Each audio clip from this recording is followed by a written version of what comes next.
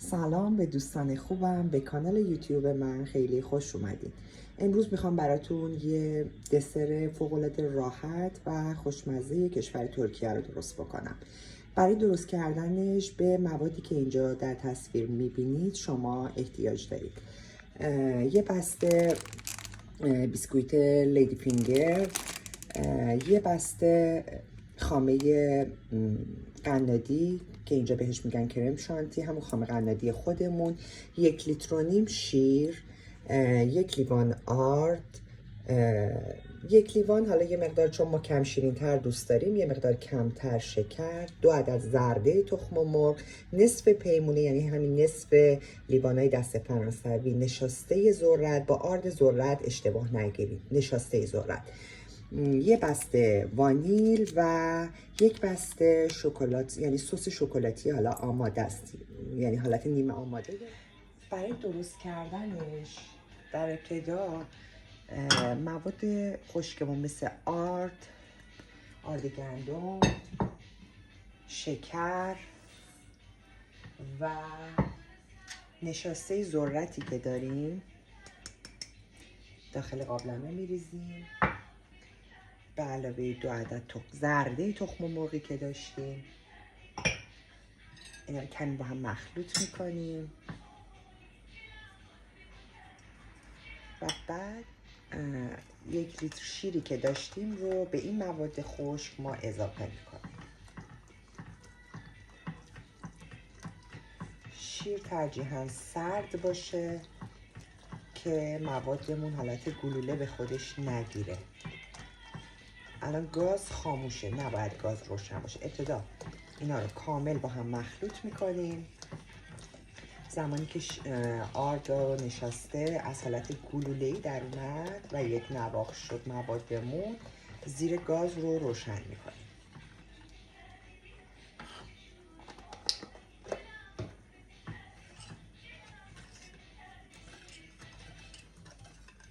اینا کامل باید هم بخوره تا موادمون یک دست و یک نواخت بشه و بعد زیر گاز رو روشن کنیم.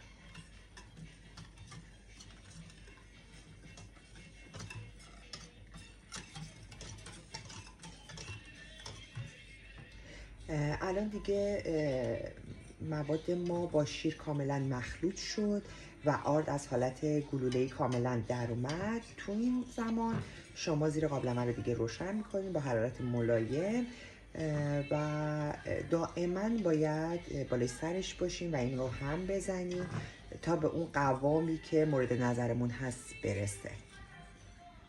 خب حالا من یه چیزی حدود 1 ربع این رو با حرارت متوسط رو به کم در حال هم زدنش بودم. این به غلیظت مورد نظر رسیده. توی این مرحله یه پاکت وانیلی که داشتیم بهش اضافه میکنیم و دوباره به هم زدن ادامه میدیم تا این وانیل داخل این مواد به خوبی حل بشه. این زمانی که حل شد وانیل داخل این موادمون باید بذاریم تو دمای محیط، یعنی یه مقدار این به دمای محیط برسه. زمانی که به دمای محیط رسید روش یه کیسه فریزر میکشیم و به مدت 1 ساعت داخل یخچال میذاریم که خوب سرد بشه و بعد برای ادامه این دسر خوشمزه. الان این غلظت برای این عالیه. میذاریم یه مقدار از دمو بیفته و روش نایلون بکشیم و بذاریم داخل یخچال تا خوب سرد بشه. خب الان این مواد ما به دمای محیط رسیده و باید به مدت 1 ساعت، حدوداً 1 ساعت بذاریم داخل یخچال تا حسابی سرد بشه و برای اینکه رویه نبنده و خشک نشه روش من یک کیسه فریزر رو به این حالت قرار دادم. میره یخچال 1 ساعت اونجا میمونه و بعد برای ادامه درست کردن این دسر خوشمزه در خدمتتون هستم.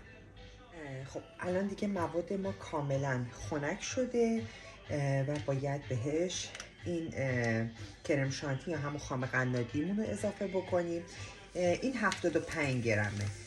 شما اگر این نوع خامه در دسترستون نبود میتونید از خامه قنادی ایران به اندازه نصف لیوان اضافه بکنید. اگر هم این در دسترس بود که همین، خیلی سخت نگیرید. از نصف لیوان یه مقدار کمتر شیر سرد به این مواد اضافه میشه و بعد با میکسر حسابی اینا رو با هم میکنید.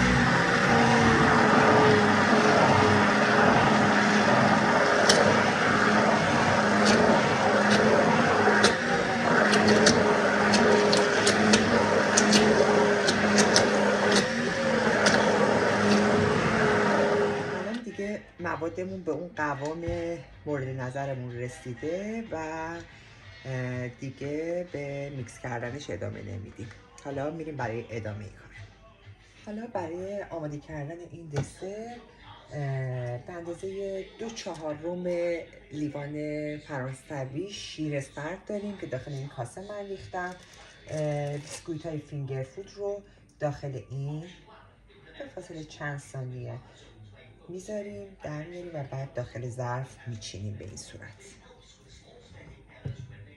حالا بعضی شکسته اشکالی نداره، دوتا رو کنار هم قرار میدیم. به این صورت داخل شیر میچرخونیم و بعد در میاریم و داخل ظرف مورد نظرمون کنار هم قرار میدیم.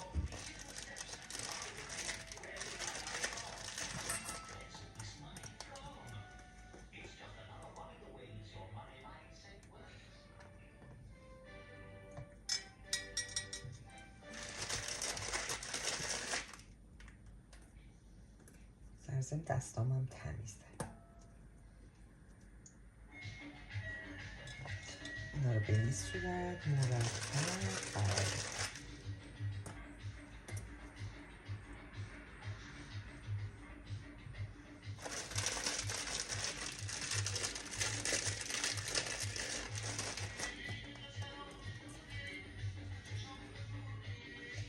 تا انتها ادامه میدیم تا جایی که ظرفمون پر بشه. خب الان داخل ظرفمون کامل بیسکویت ها رو به شیر آغشته کردیم و داخل ظرف مورد نظر ریختیم. حالا از موادمون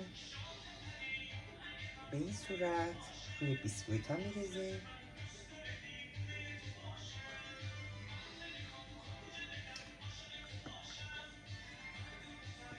کامل سطح بیسکویت ها رو بپوشونیم به این صورت.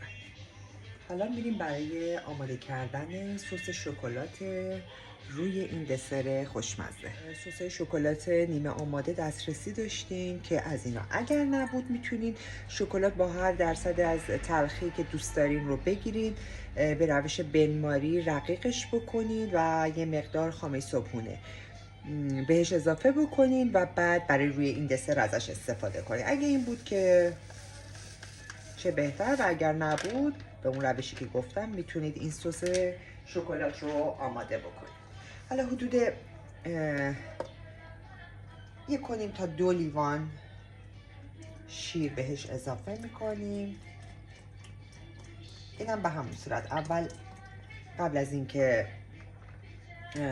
بخوایم گاز رو روشن بکنیم اول این مواد رو خوب با هم مخلوط میکنیم تا از حالت گلوله پودر کاکائو در بیاد و بعد زیر قابلمه‌مون رو روشن میکنیم به این صورت که میبینید. کاکائو به صورت گلوله است، کم کم حالت رقیق به خودش میگیره. وقتی کاملا شیر و پودر کاکائو با هم مخلوط شد حرارت رو روشن میکنیم. الان پودر کاکائو و شیر کاملا با هم مخلوط شد، از حالت گلوله در اومد. زیر قابلمه رو روشن میکنیم، به صورت دورانی شروع به هم زدن میکنیم تا زمانی که سس شکلاتمون به قوام مورد نظر برسه. الان من به هم زدن ادامه میدم. خب الان دیگه این سس شکلات ما آماده شده و به غلظت مورد نظر رسیده. یه چیزی حدود 7-8 دقیقه من اینو دائما هم زدم. الان عالی شده برای اینکه بخوایم برای روی دسر ازش استفاده بکنیم. حالا این سس شکلاتی که آماده شده رو روی سطح دسرمون می‌ریزیم.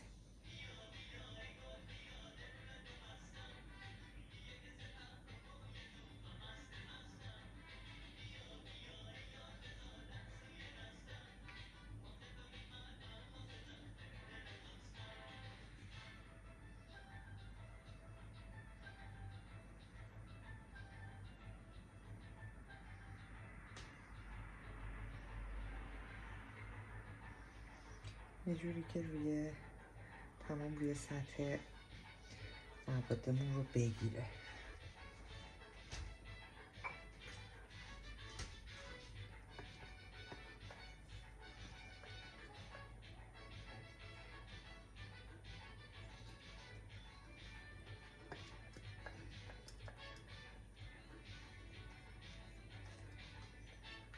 به این صورت روی جایی که خالیه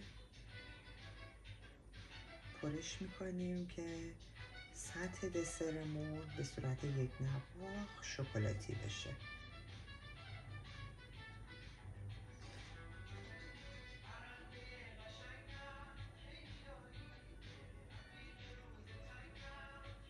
به این صورت. خب این میره تو یخچال برای استراحت. هرچی سردتر بشه بهتر خودش رو میگیره و خوشمزه تر میشه. شما زمانی که مهمون دارین مثلا میتونین از یک روز قبل این دسر رو آماده بکنین، داخل یخچال بذارین و فردا از مهموناتون باهاش پذیرایی بکنین. خب این دسر ما کاملا خنک شده. حالا برای تزیینش مقداری از پودر نارگیل برای تزیینش استفاده میکنیم.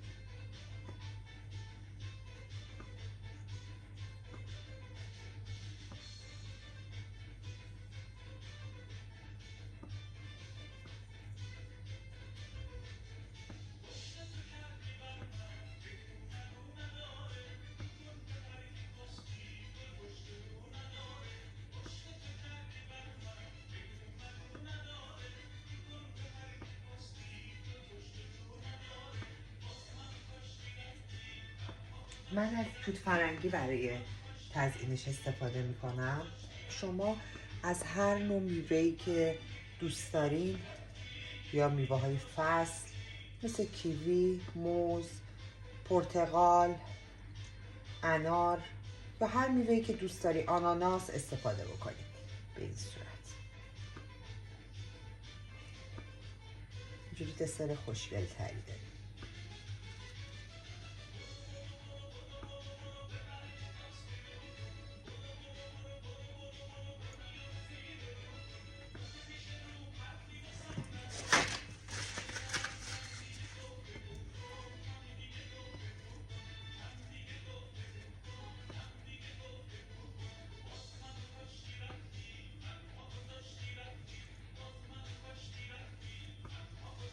به این صورت برش میزنید توت فرنگی رو. حالا هر مدلی که دوست دارید. حالا من این مدلی درست کردم.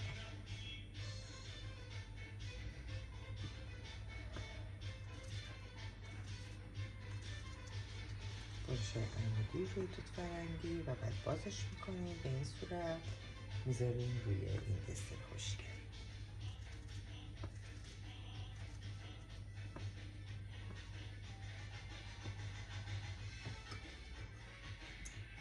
آماده بوده. این به این صورت میذارم.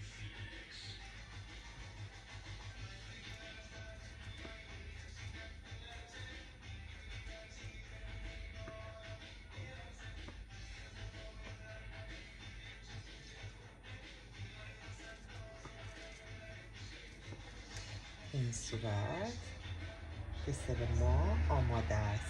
به همین خوشگلی و بسیار خوشمزه. اینم از دسر خوشگلمون که با توت فرنگی و پودر نارگیل تزیینش کردم. امیدوارم که این آموزش براتون آموزنده باشه، دوست داشته باشید، درست بکنید، تو مهمونیاتون برای عزیزانتون درست بکنید و نوش جان کنید و دوست داشته باشید.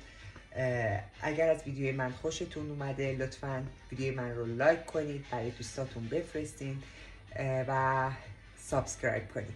خیلی ممنونم. روزتون بخیر. به خدای مهربون میسپارمتون. خدا نگهدار.